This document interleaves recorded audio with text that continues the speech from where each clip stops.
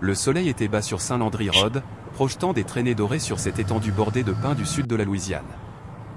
L'agent spécial Deshaun Trenholm rentrait chez lui après une journée de 12 heures, entretien. Note de terrain et dîner de travail avec un enquêteur de l'État dans un restaurant de Gombo près de l'île 10. Il n'était pas pressé, ni trop pressé. Il conduisait un Chevrolet Tahoe gris anthracite. Familier des routes qui serpentaient à seulement 15 minutes de chez lui. Il réfléchissait au compte rendu du lendemain lorsque des lumières bleues clignotèrent dans son rétroviseur. Pas de sirène. Juste des phares. Il s'arrêta près d'une église baptiste tranquille, sur un parking en gravier vide. Ses vitres étaient à moitié baissées. Ses mains restaient visibles sur le volant. Ce n'était pas une surprise. Un SUV banalisé. Un homme noir. Vitres teintées. Il avait déjà vécu cette équation. La portière de la voiture claqua plus fort que nécessaire. Dans le rétroviseur. Il aperçut l'officier, jeune, blanc, peut-être la trentaine, cheveux rasés, mâchoire carrée. Sa démarche n'était pas pressante, mais elle exprimait cette assurance lente qui disait « J'ai déjà pris ma décision. Permis et immatriculation. Sortez de la voiture. » Pas de salutation. Pas d'explication. Deshaun garda une voix posée. « Monsieur. Je préfère rester dans le véhicule. Je suis agent fédéral, du FBI. Je suis porteur. Mes papiers sont dans ma poche intérieure gauche. Je peux vous les remettre lentement. » L'agent plissa les yeux et secoua la tête. « Sortez du véhicule. » Deshaun ne bougea pas, « Je suis le protocole. Je me suis identifié. Je suis de service. Je vous montre mon badge et ma carte d'identité. » Pourtant, la main de l'officier restait près de son étui. « Vous correspondez à la description d'un suspect. » « Quel suspect ? » « Je pose les questions. Obéis, ou je passe à l'étape suivante. » Lentement, Deshaun plongea 2 doigts dans sa veste. Sans geste brusque. Sans hausser le ton. Il sortit son badge et sa carte d'identité du bureau et les ouvrit calmement. Agent spécial Deshaun Trenholm, bureau de Lafayette. Vous faites une erreur. L'agent, 3 Mandenal, se pencha, jeta un coup d'œil rapide à la carte d'identité, puis recula et alluma sa radio. Ce type exhibe de fausses pièces d'identité. Possible imitateur. Homme noir. Fin trentaine. Armé. Refusant les ordres. Demande de renfort. La mâchoire de Deshaun se crispa. Pas de peur, il avait connu pire. Mais ce n'était pas de la confusion. C'était intentionnel. Et dangereux. Il éleva légèrement la voix à l'intention de la caméra corporelle qu'il savait enregistrer. Mes mains sont visibles. Je ne suis pas sorti du véhicule. Je suis un agent fédéral accrédité. Vous intensifiez un contrôle sans motif. Tu crois que je me soucie de ton badge ? Ricana Mandenal. Deshaun ne répondit pas. Leurs regards se croisèrent. Quelque part dans la rue. Un chien aboya. Une porte moustiquaire grinça. Quelqu'un jeta un coup d'œil, puis disparut à l'intérieur. Il ne pensait pas à se battre. Il pensait à survivre. Il jeta un coup d'œil à la caméra de bord du véhicule. Parfait. L'angle était parfait. Il murmura doucement, espérons que quelqu'un regarde ça. Mais l'aide n'arrivait pas pour calmer les esprits. Elle venait pour faire monter les enchères. Mandenal recula de 2 pas du SUV. La main toujours frôlant son arme comme s'il attendait de la dégainer. Sa mâchoire se crispa. Son corps se raidit d'intention. Il ne regardait plus le badge. Il ne voyait plus Deshaun autrement que comme un défi. Dernière chance, dit-il. Sors, ou je t'extrais moi-même. Je vous le dis, répondit Deshaun, je ne représente pas une menace. Je ne résiste pas. Mon arme est rangée dans son étui. Mon badge est sur le tableau de bord. Vous n'avez pas de motif raisonnable. Pas de réponse. Mandenal se déplaça de nouveau. Parlant dans sa radio. Unité 42 à répartir. J'ai besoin de renforts immédiats. Octobre 2029, suspect armé. Peu coopératif. Possible imitateur fédéral. Saint-Landry et Brierview. Deshaun ne broncha pas. Ce n'était pas un débutant. Il avait passé 5 ans à enquêter sur les abus policiers dans 3 États. Il avait vu à quoi ressemblait un pouvoir sans contrôle. Et maintenant? Il le regardait droit dans les yeux. Il regarda dans le rétroviseur Mandenal faire le tour du SUV, jetant un œil par les vitres, vérifiant la porte arrière. À l'intérieur, il n'y avait que des dossiers, un sac d'ordinateur portable et des chaussures de sport. Le badge était toujours sur le tableau de bord. La carte d'identité était à côté. Mais rien de tout cela n'avait d'importance. Mandenal n'était pas là pour vérifier les faits. Il était là pour exercer son contrôle. 3 minutes passèrent. Puis d'autres lumières apparurent. Une deuxième voiture de patrouille est arrivée. 2 agents. Une femme d'une 50aine d'années était au volant et un homme plus jeune était assis à côté. L'agent s'approcha de Mandenal et murmura quelque chose. Il désigna le SUV du doigt, essayant toujours de vendre sa menace. Elle n'achetait pas. Elle fit le tour de la fenêtre de Dessown et tapota. Sa voix était ferme, mesurée. « Monsieur, on va trouver une solution. Avez-vous une pièce d'identité » Dessown ne répondit pas. Il désigna simplement le badge et la carte d'identité déjà affichée. Elle les examina. Quelque chose changea dans son regard. « Tu es armé » ? « Oui. » Glock 19. Hanche droite. Sûreté enclenchée. Chargé et chambré. Arme standard du bureau. Elle hocha la tête et recula, murmurant quelque chose au jeune officier. Un mot suffisait. Légitime. Mandenal rétorqua, « Tu es sûr ?» Il dit qu'il est du FBI, mais je n'y crois pas. Ses qualifications ont l'air bon marché. Tu en as vu beaucoup ? Rétorqua-t-elle. Silence. Elle a contacté le centre de contrôle par radio. Vérifiez ce numéro de badge et cette pièce d'identité. Dessown resta immobile. Il savait combien de temps cela prendrait. Peut-être 60 secondes. Mais ce qui lui tordait l'estomac. Ce n'était pas l'attente, c'était la façon dont Mandenal planait toujours, son pouce effleurant son étui, comme s'il attendait la moindre raison. Et puis la radio a grésillé. Confirmé. Dessown Trenholm. Agent spécial. Actif. Numéro de badge vérifié. Le moment a frappé comme une enclume tombée. L'agent recula, les bras croisés. Le plus jeune parut stupéfait. Mandenal ? Il resta figé. 10 longues secondes s'écoulèrent avant qu'il ajuste sa ceinture, s'éclaircisse la gorge et retourne nonchalamment à la fenêtre. Comme si les 5 dernières minutes n'avaient pas eu lieu. Il se pencha légèrement. Aucune excuse. Juste le silence. Agent Trenholm, commença l'officier d'une voix calme et forcée. Vous comprenez, il fallait être prudent, la situation étant ce qu'elle est ces temps-ci. Dessown ne répondit pas. Il se contenta de fixer. Je ne voulais pas vous offenser. Vous n'étiez pas coopératif. C'est ça. C'est la phrase qui a mis le feu aux poudres. Dessown baissa la vitre jusqu'au bout, la voix basse et ferme. Vous n'avez jamais demandé de pièce d'identité. Vous m'avez ordonné de sortir sous la menace d'une arme. Puis vous avez appelé des renforts, disant que je me faisais passer pour un agent fédéral. Il n'y avait aucune raison. Vous le savez. Et n'essayez pas de vous cacher derrière le protocole. Mandenal se raidit. Les 2 autres officiers restèrent en retrait.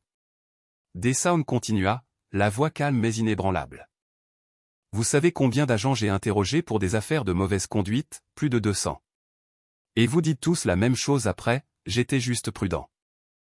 Mais la prudence ne ressemble pas à ça. La prudence écoute. La prudence vérifie d'abord le badge. Mandenal ouvrit la bouche, mais aucun mot ne sortit. Puis l'agent est intervenu. Sa voix était calme mais ferme. Tu as de la chance, 3. Parce que s'il n'était pas celui qu'il prétendait être et que tu avais aggravé la situation comme tu viens de le faire, on aurait affaire à un médecin légiste sur le champ. Ou pire. Une autre manifestation. Au centre-ville. Mandenal détourna le regard. Ça a fait mouche. Dessown expira enfin. Se renversant dans son siège. Ses mains restèrent visibles, fermes. Mais derrière ce calme, son cœur battait la chamade non pas de peur, mais de retenue. Il ne se battait pas seulement pour lui-même.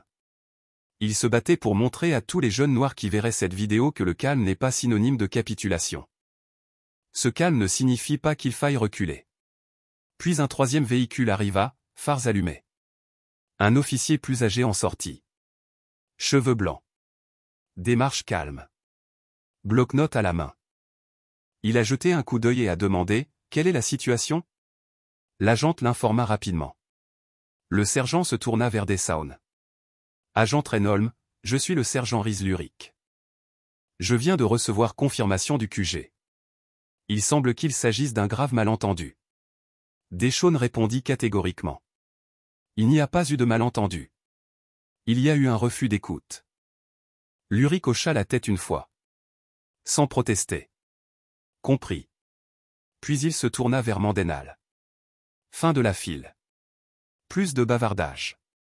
La bouche de Mandenal se serra, mais il obéit. Le sergent s'est approché du SUV et a baissé la voix. Agent, je ne vais pas vous insulter avec des excuses. J'ai vu les images de sa caméra embarquée. Vous avez raison. Il n'a jamais posé de questions, n'a jamais vérifié. Vous avez tout géré dans les règles. Dessalles ne s'est pas adouci. Pas la première fois. Je te crois, dit Lurick. Nous lançons immédiatement une enquête interne. J'appellerai ton superviseur. Ne vous inquiétez pas, répondit Dessalles. Il le sait. C'est lui qui m'a demandé de porter un micro ce soir. Lurick se figea. Ça n'avait pas circulé. Dessalles laissa les choses se calmer. Puis, calmement, il se dirigea vers le tableau de bord, récupéra son badge et sa carte d'identité et les glissa dans sa veste. L'officier féminin haussa un sourcil. Pourquoi le fil? Audit interne, répondit Dessalles. Le nom de Mandenal a été évoqué le mois dernier. Mon bureau local voulait confirmation. Lurick fit un pas en arrière, stupéfait. Attends, tu l'appâtais? Non. Répondit Dessalles en ouvrant lentement sa portière.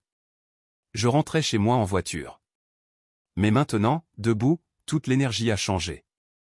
Ce n'était plus un protocole. C'était personnel. Il ne bougeait pas agressivement, ne parlait pas. Il se tenait simplement droit, 1,88 mètres, épaules carrées, carte d'identité visible. Son Glock était toujours dans son étui. Son regard scrutait chaque officier. Aucun ne pouvait soutenir son regard longtemps. Le sergent Lurick s'éclaircit la gorge. Agent Trenholm. Je pense que nous avons besoin d'une conversation plus longue, dans un endroit plus contrôlé. Tu veux me débriefer maintenant? Dessalles haussa un sourcil. Pas officiellement? Répondit Lurick. Je veux juste éviter que ça dégénère. Essayons de faire les choses correctement. Dessalles regarda Mandenal, raide par son croiseur, les bras croisés. Le visage tordu par l'embarras et le défi. Tu as eu ta chance. Lurick fit un geste vers l'officier féminin. Officier Gannon, accompagnez l'agent Trenholm. Amenons-le. Dessalles recula. Non. Lurick cligna des yeux. Excusez-moi. Je n'entrerai pas dans votre service sans la présence de mon agent de liaison. Et si vous êtes malin? Votre directeur des affaires internes sera assis à côté de lui. Je ne vous donnerai pas une seconde chance de réussir. Gannon ne répondit pas. Mais son regard en disait long. Elle savait qu'il valait mieux ne pas défier un homme avec un badge plus élevé et doubler son temps de jeu. Dessalles se tourna vers elle. J'apprécie que tu me traites comme un être humain là-bas. Je ne te rendais pas service, dit-elle. Je suivais juste le manuel. Alors tu es l'un des rares. Il se dirigea vers son SUV. Ouvrit la portière arrière et sortit un petit dossier de sa sacoche d'ordinateur. À l'intérieur, une demi-douzaine de plaintes, chacune liée au numéro de patrouille de Mandenal. Interpellation sans motif.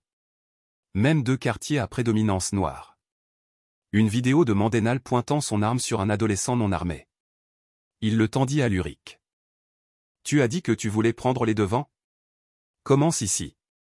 Lurick l'ouvrit et le feuilleta rapidement. Son visage changea. Ses mâchoires se crispèrent. Chaque ligne l'entraînait plus profondément dans un trou qu'il n'avait pas remarqué que Mandenal avait creusé. C'est détaillé, marmonna-t-il. Ce n'est pas la liste complète, a ajouté Dessalles. Caviardage des caméras corporelles. Trop audio. Une plainte indiquait que la totalité des images avait disparu. Vous voyez ce que ça veut dire? Falsification? Murmura Luric. Exactement. Luric semblait avoir vieilli de 5 ans en 2 minutes. Il se tourna vers Mandenal, qui évitait désormais tout contact visuel. L'officier Ganon s'approcha. « Sergent, on ne peut pas couvrir ça. »« Nous n'allons pas le faire, a-t-il déclaré. Mais Dessalles n'avait pas fini. « Vous voulez désamorcer la situation? Parfait. Commencez par le mettre en congé administratif. Pas de tâches administratives. Pas de badge, pas d'armes. Ce soir. » Luric ne protesta pas. Il hocha la tête et fit signe au plus jeune officier, qui s'approcha de Mandenal et lui parla doucement. Mandenal se raidit. Puis, lentement, il détacha son ceinturon. Son arme de poing. Sa radio. Son badge. Il le lui tendit un par un. C'était le démantèlement d'un uniforme le plus lent que Dessalles n'ait jamais vu. Mais il ne souriait pas. Il ne célébrait pas. Parce que ce n'était pas une victoire. C'était en retard. Et il n'aurait pas fallu un badge du FBI, un télégramme et un dossier complet pour que quelqu'un écoute. Dessalles ouvrit la porte de son SUV, puis s'arrêta. « Je déposerai mon rapport demain matin. Les conclusions du bureau seront transmises à votre directeur de l'IA avant midi. » Luric soupira. « Compris. » Dessalles monta. Il ferma la portière. Personne ne bougea. Le Tao démarra lentement, tournant à gauche sur Jefferson Spur Road. Sans un mot. Sans un regard en arrière. Mais ce n'était pas la fin de l'histoire. Il était sur le point d'atteindre le public. Votre carte d'identité. Le badge, vos mots exacts lorsqu'il vous a ordonné de sortir. Dessalles n'a pas cligné des yeux. Cela n'a pas pris longtemps. Non, ce n'est pas le cas. Nous essayons de trouver la source. Mais elle est déjà connue et il y en aura d'autres à venir. Que veux-tu dire? 2 voisins avaient des caméras de sonnette. Un audio capturé. L'autre a eu l'angle de l'autre côté de la rue. On y voit Mandenal faire les 100 pas, la main sur son arme. Avant même de vous parler. Cela fait déjà le tour des réseaux sociaux. Nous perdons le contrôle de l'histoire. Tu n'as jamais eu le contrôle. Dit Dessalles catégoriquement. Je pensais que tu dirais ça. Dessalles passa une main sur son visage. Laisse-moi deviner. Votre service reçoit des appels. Plutôt des menaces. Des groupes de protestation taguant. T'es déjà notre page Facebook. Un membre du conseil municipal d'Opelousas exige une déclaration de notre chef avant le lever du soleil. Ma boîte de réception contient 50 messages, dont la moitié proviennent de médias nationaux. Vous n'appelez pas pour demander conseil, n'est-ce pas? Non, j'appelle pour dire que je reviens juste de chez Mandenal. Il prétend que vous l'avez piégé. Dire que c'était une sorte de piège. Dessalles laissa échapper un rire amer et court. Un piège. Ouais, que tu l'as provoqué. Que tu as utilisé ton badge pour créer une scène. Deschaune fit une pause. Il n'était même pas assez intelligent pour demander une pièce d'identité. Tout ce que j'ai fait, c'est m'asseoir là. C'était toute la menace. Un homme noir qui n'a pas paniqué. Luric expira. C'est pourquoi j'ai appelé. Quoi qu'il arrive. Je pense que nous sommes au-delà de l'interne. Cela pourrait devenir fédéral. J'espère que oui. Dit Deschaune. Parce que je ne suis pas intéressé à sauver la face. Je veux que les motifs soient exposés. Et il ne s'agissait pas seulement d'un policier sur une route. Il y avait le silence sur la ligne. Alors Luric dit. Que faisons-nous ensuite? Vous protégez votre service en lâchant le volant, a déclaré Dessalles. Laissez le bureau et le ministère de la Justice faire leur travail. Si vous essayez de contrôler le récit maintenant, cela ne fera que vous faire paraître pire. Une autre pause. Tu sais. Luric a finalement dit. Il m'a dit quelque chose. Mandenal. Juste après ton départ.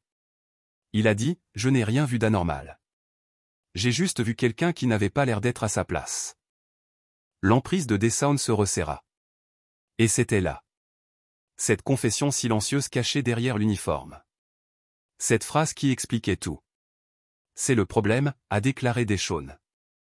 C'est juste là. Je sais. Répondit doucement Lorik. Dessound a raccroché sans un mot de plus. Il fixa le plafond pendant un long moment. Puis il s'assit à sa table de cuisine. Il n'avait pas besoin de deviner ce qui se passerait demain. Camionnette de presse. Pression du bureau, un département qui s'efforce de s'expliquer. Mais pour l'instant, dans le calme de sa propre maison, il s'autorisait la seule chose qu'il n'avait pas osé ressentir sur la route. Épuisement. Pas seulement à cause du contrôle routier, mais à cause des années de contrôle. Le savoir, le calcul, le fait d'être toujours prêt, même avec un badge. Une formation et un titre. Mais Dessound savait aussi autre chose. Au matin, ce ne serait plus seulement son histoire. Le lendemain matin. Le bureau de terrain de Lafayette bourdonnait déjà lorsque Dessound franchit les portes vitrées à 8h06. La réceptionniste n'a pas dit un mot. Je lui ai juste jeté un long regard en passant. Au deuxième étage, l'agent Cheryl Dors l'a rencontré près de la salle de pause. Bras croisés, téléphone à la main. C'est partout, dit-elle. Des images ont été diffusées à l'échelle nationale tard hier soir. CNN le diffuse. MSNBC aussi. Quelqu'un a même coupé le son de la caméra corporelle à cause de la musique gospel. Deshawn sourit. À moitié. Fatigué. Je suppose que je devrais être flatté. Je serais énervé, dit-elle. Mais encore une fois, tu as toujours eu plus de retenue que le reste d'entre nous. Ils ont marché dans le couloir jusqu'à la salle des opérations. À l'intérieur, 3 superviseurs, 2 analystes et un agent spécial adjoint très tendu étaient assis à la table ronde. L'écran sur le mur s'est figé au milieu de l'image. Le visage de Mandenhall, plissant les yeux vers la fenêtre de Deshawn. Une main trop près de son arme. Trenholm, a déclaré Lazak. Roland Beach. Prenez place. Dessound se glissa sur la chaise sans un mot. Les portes sont restées debout. Beach a parlé à nouveau. Je ne te ferai pas perdre ton temps. Les images parlent d'elles-mêmes. Vous avez géré la situation avec professionnalisme. Vous avez suivi à la lettre nos protocoles d'usage de la force. Vous êtes resté calme. Vous vous êtes clairement identifié et vous avez enregistré l'interaction comme indiqué. Deshawn hocha la tête une fois. Mais Beach a continué. Cela devient politique. La presse locale réclame une enquête du ministère de la Justice. Leur maire tente de présenter cela comme un échec en matière de droit civique de la part de la paroisse de Lafayette. J'ai reçu un appel du bureau de la responsabilité professionnelle ce matin. Dessound se pencha légèrement en arrière. Laisse-moi deviner. Ils veulent que je reste silencieux. Ils vous recommandent d'éviter les interviews, les déclarations ou tout autre média jusqu'à nouvel ordre. Deshawn sourit. Parce que cela a si bien fonctionné pour nous avant. La plage a retenu son regard. Tu sais comment ça se passe. Ouais. A dit Deshawn. Je fais. C'est pourquoi je ne vais pas attendre la permission, pour être honnête. La pièce devint silencieuse. Cheryl Dors a brisé le silence. Ce n'est pas un débutant. Roland. Il n'a pas cherché les ennuis. Il rentrait chez lui. Cet homme a fait le choix d'intensifier. Je suis d'accord. A déclaré Beach. Mais l'optique est réelle. Deshawn interrompu. Ce ne sont pas des optiques. Ils sont la réalité. Tu veux que je reste silencieux parce que quelqu'un pourrait être mal à l'aise avec la vérité. Et qu'en est-il de la façon dont cet officier était à l'aise avec moi en me traitant comme un suspect? Aucune menace, aucun mandat. Juste mon visage et un véhicule du gouvernement. Plage expirée. Personne ici ne doute de toi. Alors arrête d'essayer de me manipuler. Cheryl fit un signe de tête silencieux en signe de soutien. Les analystes ont regardé leurs écrans. L'une d'elles, jeune, pâle, probablement sortie de Quantico depuis moins de 2 ans, s'agitait sur sa chaise. Deshawn a remarqué. Il adoucit sa voix. Écoutez.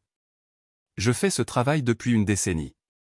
J'ai été assis en face d'officiers qui étaient en colère, effrayés, brisés. Mais la seule chose qu'ils avaient tous en commun était un moment. Juste un. Où ils ont eu la chance de choisir. Mandenal a eu sa chance. Il a vu mon badge. Il m'a entendu dire FBI. Et il a quand même me chercher la radio. Un autre silence. Lourd. Honnête. La plage s'est finalement penchée en avant. Alors, qu'est-ce que tu prévois? Deshaun le regarda calmement. Je ne prévois rien. Je documente tout. Dépôt du rapport complet à DC. Envoi de l'audio non édité à Civil Rights. Après cela, c'est à eux de jouer. Je me conformerai à toutes les directives qu'ils donneront. Mais je ne vais pas disparaître juste pour contrôler les relations publiques d'un département. Beach s'est gratté la mâchoire. D'accord, mais je veux qu'un agent de liaison du bureau soit mis au courant de tout ce que vous écrivez. Vous recevez une demande de relevé. Vous nous le dites d'abord. Deshaun se tenait debout. Je jouerai selon les règles. Cela ne veut pas dire que je vais rester silencieux. Alors qu'il sortait, Cheryl le rattrapa dans le couloir. Tu es bon? Demanda-t-elle. Il s'arrêta. Je tiens. Voulez-vous que je parle à quelqu'un à Washington pour vous? Une pression discrète sur le comité de surveillance. Il secoua la tête. Non. Celui-ci va faire du bruit quoi qu'il arrive. Laissez-le. Mais à l'extérieur des murs du bureau, le bruit était déjà plus fort que quiconque ne l'avait prévu. Et les rues se réveillaient. À l'heure du déjeuner, les rues de Lafayette ne se contentaient plus de regarder. Ils bougeaient. À l'extérieur du palais de justice, en face du bureau du shérif. Une foule croissante s'était rassemblée. Tout a commencé avec quelques voisins tenant des pancartes sur lesquelles on pouvait lire. La justice aveugle et le silence des services sont une complicité.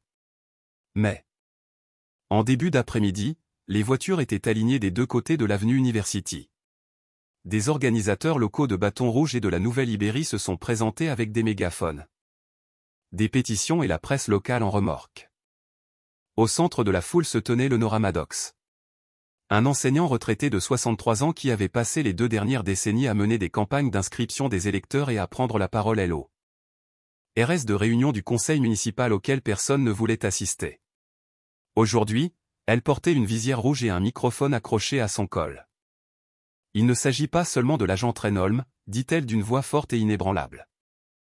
Il s'agit de la facilité avec laquelle certaines personnes nous voient encore comme une menace avant même de demander un nom. Si un badge du FBI ne le protège pas, alors qu'est-ce qui protège nos fils, nos pères, nos filles dans leur propre voiture? La foule a éclaté. Les équipes de tournage de Catch et de WFB ont filmé la manifestation. Les flux Twitter et Facebook ont commencé à se remplir de flux en direct. À 2 ans, #PimarinPounded. #agent Trenholm et #badge d'Idmeter étaient en vogue dans tout l'État.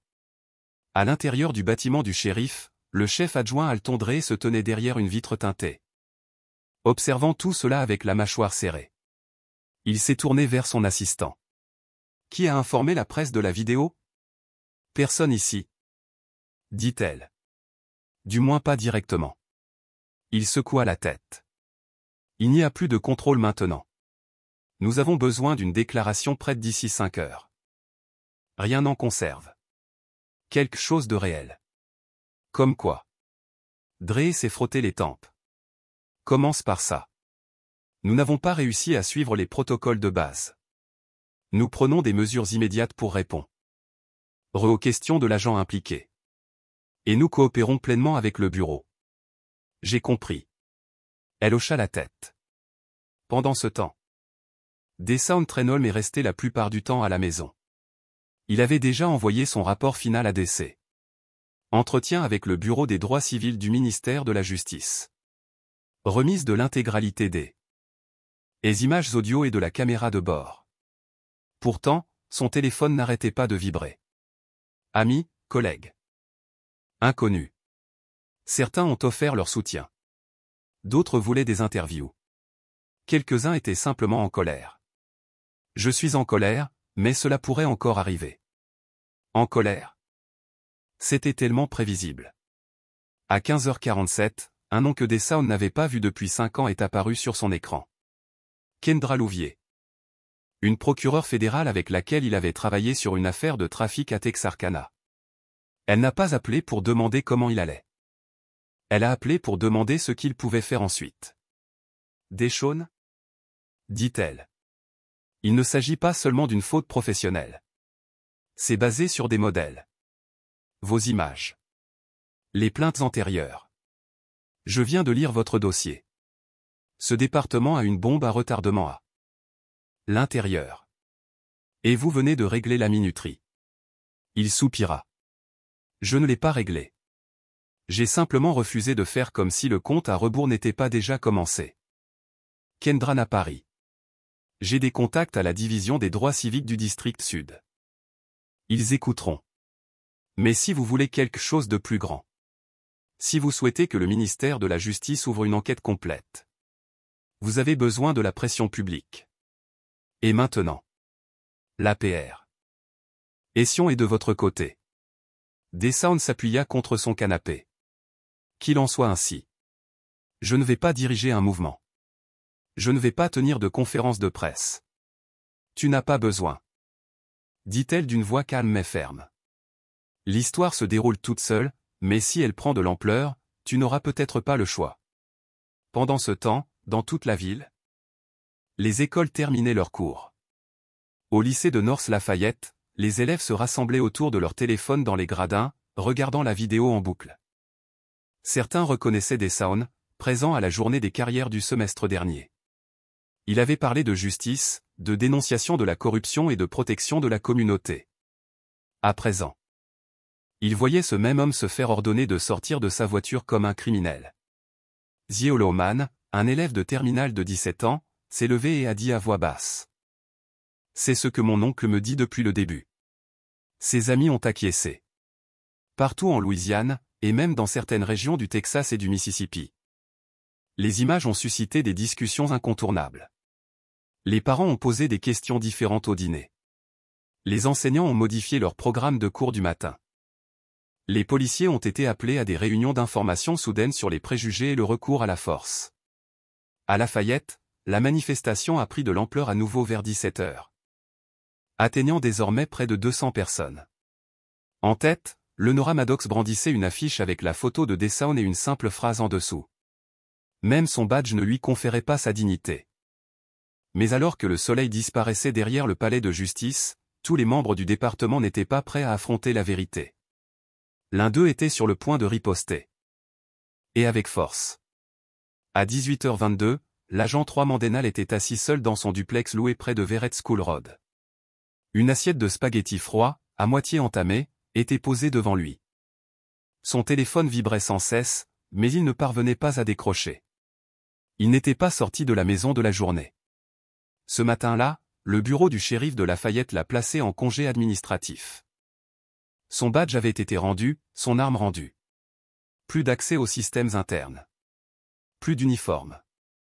Plus de voitures de patrouille. Sa messagerie vocale était pleine. Son groupe de discussion avec ses collègues adjoints était complètement silencieux. Il pensa allumer la télé, mais à chaque fois, elle était là. Son visage, filmé par une caméra corporelle granuleuse.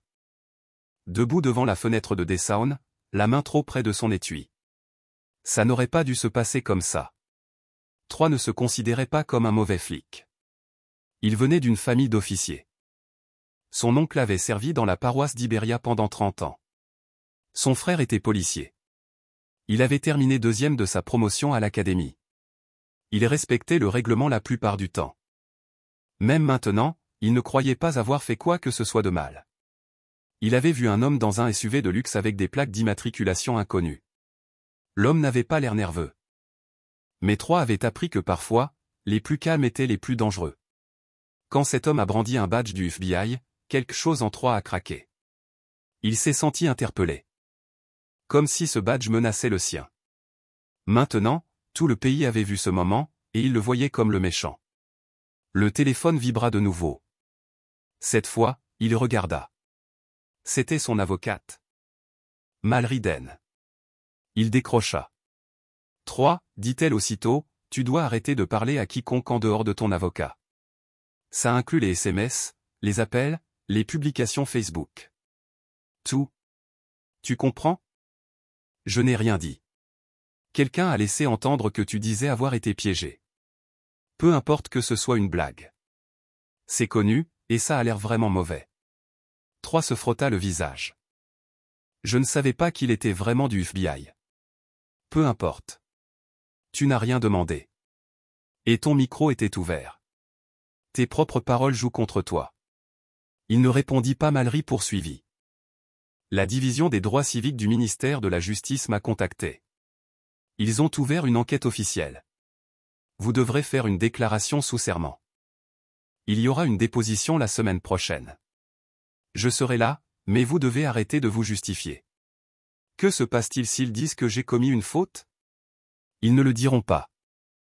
Ils le prouveront. Et s'ils le font, vous risquez une révocation définitive. Plus de badges. Jamais. 3. Déglutit difficilement. C'est ma vie. Alors prends ça au sérieux. Dit Malry d'une voix plus douce.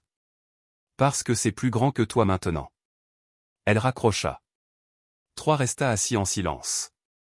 Il repensa à tout ce qu'il avait accompli pour obtenir ce badge. Les accompagnements. Les examens. Les longues heures. Les heures supplémentaires.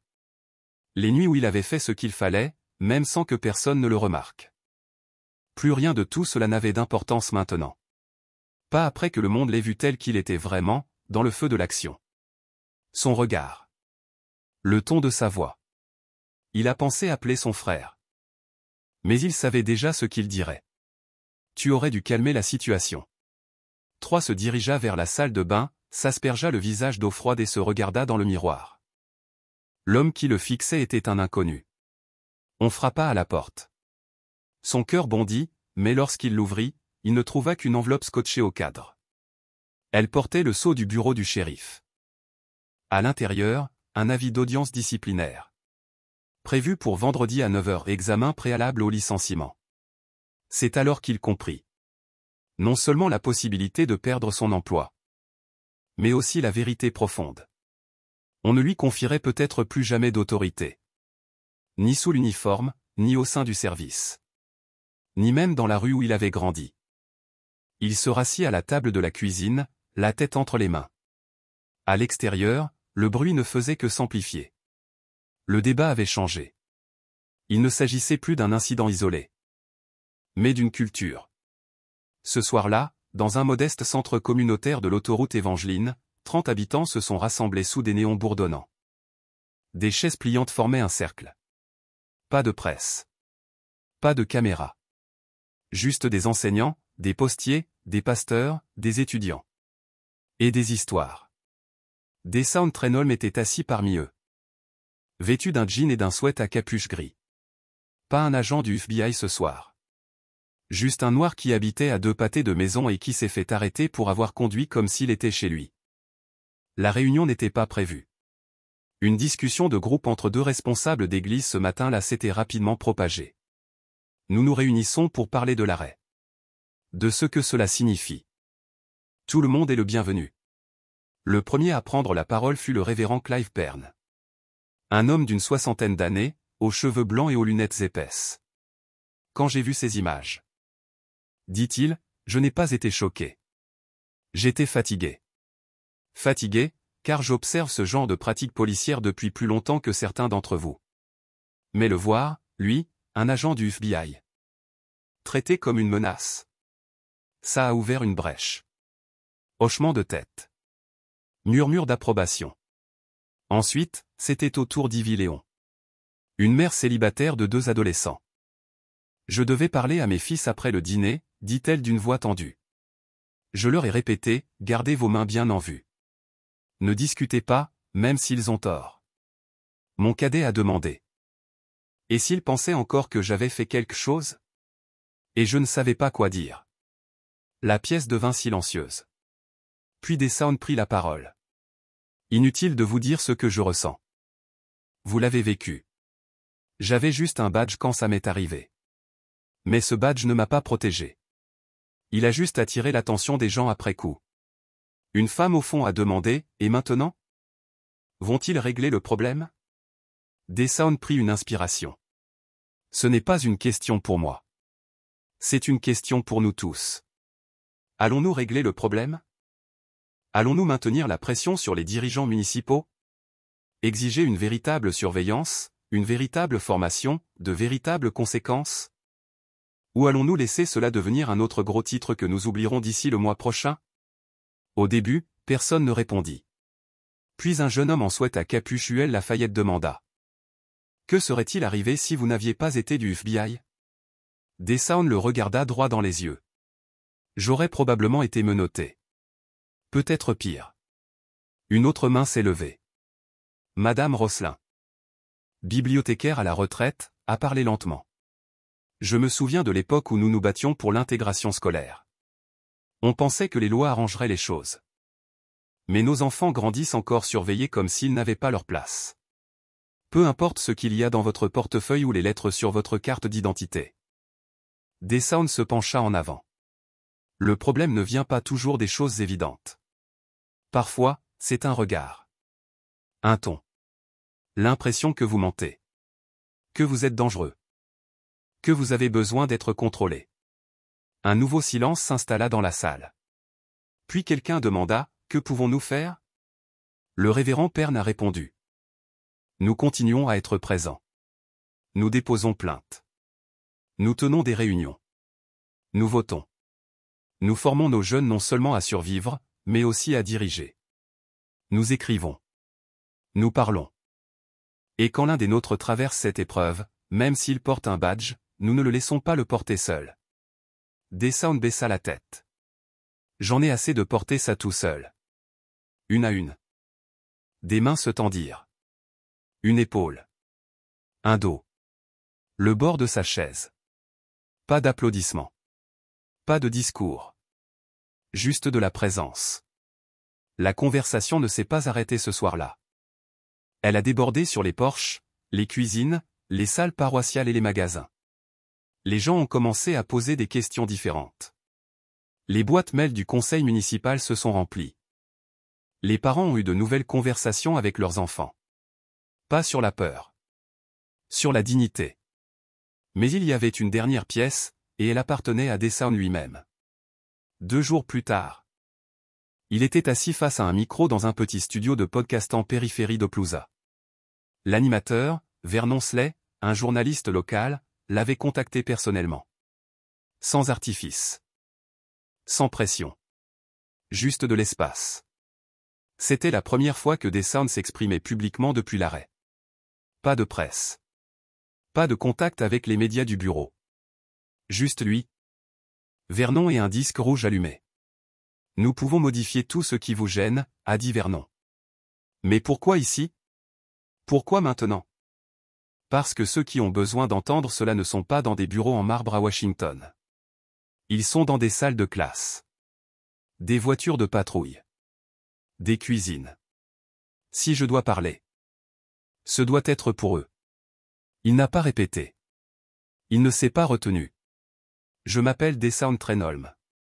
Cela fait 11 ans que je travaille pour le FBI, où je mène des enquêtes sur la corruption. Les violations des droits civiques et les abus. Jeudi dernier, j'ai été arrêté. L'agent ne m'a même pas demandé mon identité. Il n'a pas vérifié mes papiers. Il a vu quelqu'un en qui il n'avait pas confiance. Pas à cause d'une information précise. Pas à cause d'une action de ma part. Mais simplement parce que je ne réagissais pas. Tout ce que j'ai fait respectait les règles, voix calme, main visible, pièce d'identité présentée. Cela n'a pas suffi. Si cela n'a pas suffi pour moi. Alors quelle chance à un adolescent qui rentre chez lui après un entraînement de football? Ce n'est pas une affaire de bon ou mauvais policier. C'est une question de culture. Une culture qui privilégie la peur plutôt que la curiosité. Le contrôle plutôt que la connexion. Où survivre dépend de ne pas faire peur. Cet officier a pris une décision. Mais il n'a fait que suivre une stratégie qui existe depuis longtemps. Que diriez-vous aux personnes qui vous écoutent? À ceux qui se sentent impuissants? Commencez petit. Commencez localement. Apprenez à connaître votre conseil municipal.